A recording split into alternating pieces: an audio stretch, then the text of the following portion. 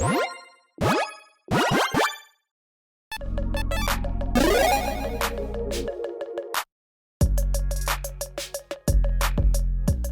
everyone, Mitch coming in for the Commander Score Studio. Welcome to the show. So on today's episode, we'll be talking about a deck that I can't play anymore. Now, I mean, I physically can play it. I can, pull it out of my bag and, put it down and just play. But, yeah, this is a deck that I have learned that, unfortunately, it's a bit better than I thought it was going to be. And kind of got to the point where it's kind of obnoxious to play against. And because of that, well, yeah, I kind of haven't learned my mistakes in the past because, well, my Ink Treader Nephilim deck, which actually the legal Ink Treader Nephilim deck is now one that I cannot play. If you haven't seen an episode on my 100% legal Ink Treader Nephilim deck, make sure you check that out because, well, this is actually not a legal commander, but I'll tell you how the deck works really quick if you haven't seen that episode.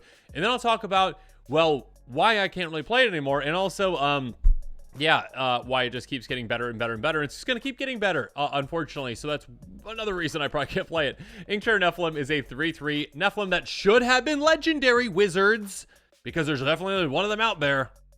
Anyways, that costs red, green, white, blue. It would have been a very, very cool commander, but might be banned. Anyways, whenever a player casts a spell, insert a sorcery spell, if Ink Treader Nephilim is the only target, you copy that spell for each other creature that spell could target. Each copy targets a different one of those creatures.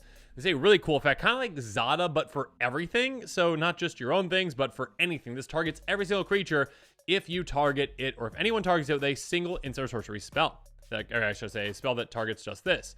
So crazy things can happen with this. Now, again, like I said, Wizards made a mistake. They won't admit that they made a mistake, but they made a mistake when they didn't make the Nephilim legendary, because it's clearly obvious that they should have been legendary, and just how they look, how they were in the story, what they do. It's crazy. Anyways, the other ones probably wouldn't be banned. This one might be. Regardless, we've got Esika God of the Tree, which makes this entire deck possible. And actually, I think this the version is actually popping up from this one. I think from Cute, I can't remember what it's called. It was the newest, it's like Cute, there's two-sided cards in it. Let me know in the comments below how I'm messing this up. But this is now the most inexpensive version of this, like a $10 card. Now it's just $2 apparently for this version. A 1/4 Ledge Creature God for 1 green Vigilance. Tap add 1 mana of any color. Other ledge creatures you control have Vigilance and tap add 1 of any color. Cute or brute? Yeah, I think that's it. Anyways, regardless, the front does not matter. The backside is what matters for this. The Prismatic Bridge, which is really cool art there as well. Legendary enchantment for 5 mana, 1 of each color. Give your upkeep real cards to top your library to a creature or planeswalker card. Put that card on the battlefield. Rest of your library in random order. Now, this deck, utilizing this Prismatic Bridge. Usually, players are going to be building, Super Friends, all planeswalkers, cool. Or just like big creatures, cool. The way that I built it, though, was just, hey, there's only one creature in the deck, is Ink Treader. So essentially, Prismatic Bridge is going to get it off the top in your library for free, as long as you can get to your upkeep and have Prismatic Bridge in play. Plenty of ways to protect the bridge to ensure that this happens. There's plenty of ways to ramp to make this happen even quicker. And yeah, if you only have one creature in the deck, you're guaranteed to hit Ink Treader. And when you do, you basically just win. And I probably should have realized that this was going to be problematic when, well, okay, I've had another deck that I can't play anymore. If you haven't seen my Joy episode on that, make sure you check that one out because, yeah, Artifact Storm, who knew, can kind of be solitary, and maybe you have a 20-minute turn, and maybe players don't want to just sit and watch you play for 20 minutes. It depends on your LGS, depends on your player group, I should say. It depends on that. It depends on how you bring out the deck and how you ask. You have to ask ahead of time, okay, on these kinds of decks. But with this one, I didn't think that this Ink Treader deck would be, well, nearly as potent. I originally built this one. It's just like an actual commander where you're like, hey, Ink Treader, would you mind playing against just this? It's not an actual commander, but just in case, if you're okay with that, let's play against it. And it was pretty powerful at that time, but then a lot of other things got printed that made it even more powerful. And with that Esika version of it, my goodness, literally, if Ink Treader comes out, it is game over. You just win. And it's going to be incredibly hard for your opponents to ever stop you. Because, well, there's a lot of cards out there now that, they benefit you heavily from just targeting a creature. Like, even a brand new card. Hithlane Knots. Instant for 1 and a blue. 2 mana, tap target creature, scry 1, draw a card. Okay, so this was Ink Treader. Let's say there are 10 creatures on the board, and that is like a low number. Again, with a game like Commander, right, there are 4 players. There's bound to be maybe even more than that on the board. So cool. Let's just say at 10 creatures. This is 2 mana. Tap down every single creature, scry 10, or scry 1 10 times, and draw 10 cards. the amount of card selection card advantage you get for just 2 mana is absurd. On top of this, being flexible enough to be like, oh, you're probably going to attack me with like army, right? Let's tap that down. Cool. And then draw all those cards. So you can draw an absurd amount of cards. Again, like Ancestral Recall, like Eat Your Heart Out with Incarnate Nephilim. It's absolutely crazy. I mean, if it comes to another simple one, even like Poison the Blade, another card that came out since I actually even built this deck. Instant for 1 and a green target creature against Death Touch until turn, draw a card. Death Touch can be great for your army, which you're going to get very shortly with this kind of we're talking about ways to do that. But yeah, again, just 2 mana, basically draw an absurd amount of cards. And there's also other cards that were actually out there beforehand, like Expedite, those kinds of cards. That's basically just, hey, 1 single mana, draw 10 or 20 or whatever it is. And of course, there's ways to make even more creatures, even more absurd. I mean, also, hey, Zalfarian's Shapecraft. Target creature's base power is 4/3 until after draw a card. So you make every single creature away 4/3. Cool. This can be incredibly beneficial once you get an army, which again I talked about. It's going to be pretty easy to do, and they get even bigger, and also you're going to be drawing a ton of cards. Again, for just 2 mana, you can draw 10 plus cards quite easily with this. Dig down into your deck, and you're not going to be short on mana because, well, we've got targeting spells that make treasures. Yeah, treasures really hypercharge this kind of a commander. It made it so that, yeah, once you get going, once you just get Ink Treader out, you're probably not going to be able to be stopped because, yeah, there are instant speed target creature mega treasure. Involuntary Employment is also a crazy good one because it's just a win con on its own as well. Sorcery for 4 mana, gain control of target creature on turn, untap that creature, gains haste on turn, create a treasure token. You can target, because it doesn't say target creature you don't control, you can target Ink Trader with this. When you do, you target every creature with that, which means this is Insurrection plus a ton, because it's just Insurrection for 4 mana, plus you get a treasure for every single creature that you targeted. So again, if there's 10 creatures in play, cool, you just paid 4 mana to Insurrection, gain control of all creatures, they have haste, and also make 10 treasures. Then you can cast another spell. Again, maybe one of those 1 mana or 2 mana cantrip spells that essentially say, you know what now, let's just draw 10 more cards. Oh, cool, I got another treasure spell. Okay, cool, I can keep going. Also, yeah, Furnace Range. We've got basically another similar one to this. Again, sorcery for 3 mana, even less than the last one. Gain control of target creature until turn, untap that creature until turn, it gains haste, and whenever this creature is combination of player or battle, creature token. Here's the thing. Again, when you're casting this, you, again, Insurrection, you gain control of every single creature. By doing that, yeah, we are not going to have anyone blocking us, so make treasures. Make basically all the treasures you want based on how many creatures hit, which can be every single one of them. Unless, of course, I mean, the creature's with Defender or whatnot. But still, again, we've got a ton of ways now to just say, let's just make a ton of treasures. And yeah, we're keep getting more and more of these great ways to target creatures and get a ton of value. I mean, also another one that, you know, actually is a ton of value with this is pretty absurd is, Luxurious Libation. Came on to Capenna after I made this deck. Target creature gets plus X on a turn. Create a 1/1 green and white citizen creature token. For X and a green, instant speed. You don't need to put any mana into that X. I mean, you can if you want to at a certain point, but yeah, to start things off, just pay a single green mana. Basically, it says how many creatures on the battlefield. Okay, there's 10. Cool. You get 10 1/1s. You get 10 tokens. And again, that just makes it add more and more and more to how effective and impactful. There we go. That's apparently that combination of words. Your other spells are going to be, because now when you have those draw spells, now the treasure spells are even more impactful. And yeah, if you do want to use this as a finisher, great, cool. You can pump your army a ton with this as well. Pump every single creature with this. When they're coming through and your opponents don't block, they're going to be in big trouble. You can also just double up your entire army as it is with Mirage Mockery.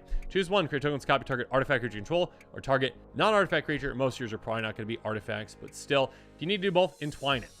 Yeah, you can just target, you know, essentially your commander, double up every single one of your creatures. Sure, your token copy, your commander goes away. Does not matter. What matters is, hey, double up your army for just 3 mana. Why not? Next up, we also have more and more ways to protect our army, protect our things very, very easily. Lorn's Escape, a great one. Instant for a single white mana target artifact creature and hexproof indestructible on turn, scry 1. This is basically how many creatures on the battlefield. Cool. Let's just, make it so that we're going to be scrying an absurd amount with that.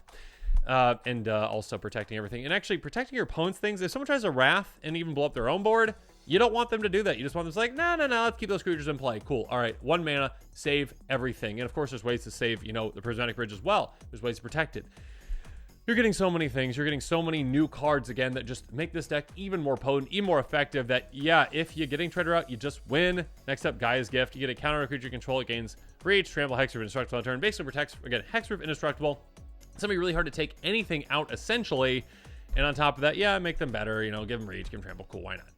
This is, again, just another example of, hey, don't pay a lot of mana, protect all your things, and yeah, again, even protect your opponent's things, which they don't want. And then finally, like a Blue Sun's Twilight, even this kind of a card that, again, can just be a good card in certain decks out there, is a crazy good card in this one. Search for X blue blue. Again, X spells really don't matter with this kind of a deck. Again, you're going to have absurd amount of mana with all those treasures. Dump whatever you want into there. Gain control target creature, mana value X or less. If X is 5 or more, create a token sky for that creature. Basically, gain control of every single creature on the board, and then copy them. Yeah, absurd. This card is just crazy good with this kind of a commander. And again, this is just, again, the type of commander that I really thought was a cool commander to build around. Again, I loved my old Zada deck. When I was younger, when I was building that deck, that was one of my first commander decks that I built. Very cool deck. So I'm like, oh, Ink Treader Nephilim, that'd be so cool.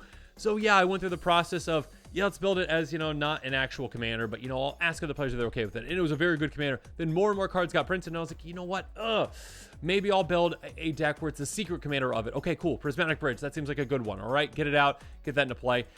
And I played this deck like a total 2 times, I think. Maybe not even. I think it's been 2 times because, hey, you just win right away.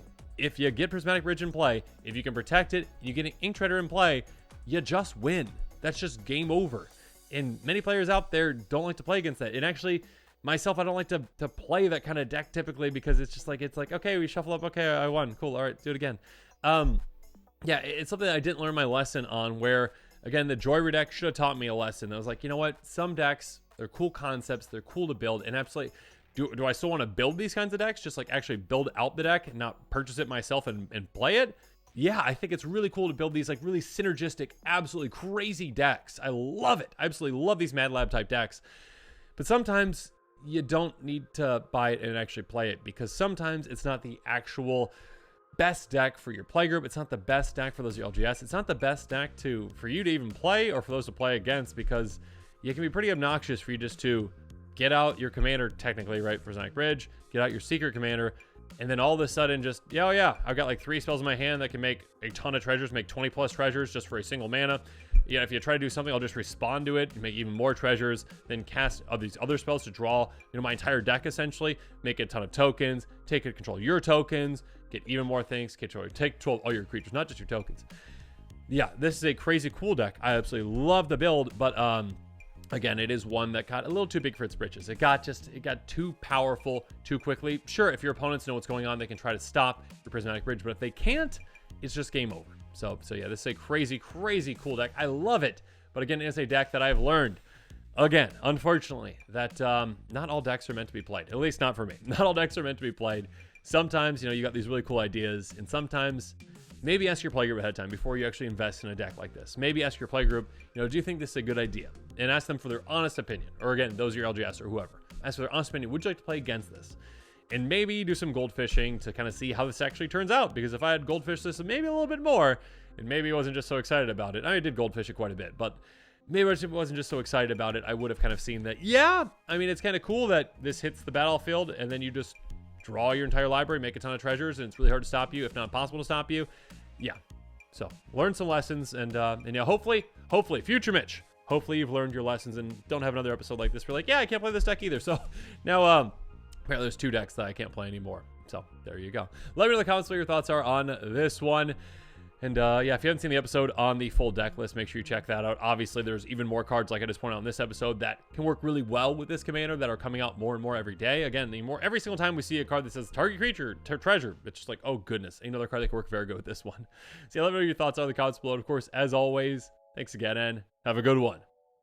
This show and episodes like this one are possible thanks to viewers like you. If you're looking for an easy way to help support this show, make sure that you like, share, and subscribe. Also, hit that bell notification icon so you don't miss any new episodes. You can also go check out our playmats and other merchandise at thecommandersquarters.com. We also have a ton of brand new t-shirt designs in stock, so make sure you check out those as well. Another easy way to support this show is with our TCG Player affiliate links. So whether you're buying a deck or individual cards, you can use this general link right here or one in the description. And the final way that you can support this show is by supporting us directly by becoming a patron. There are many benefits to being a patron, and I truly couldn't do this without all of their support.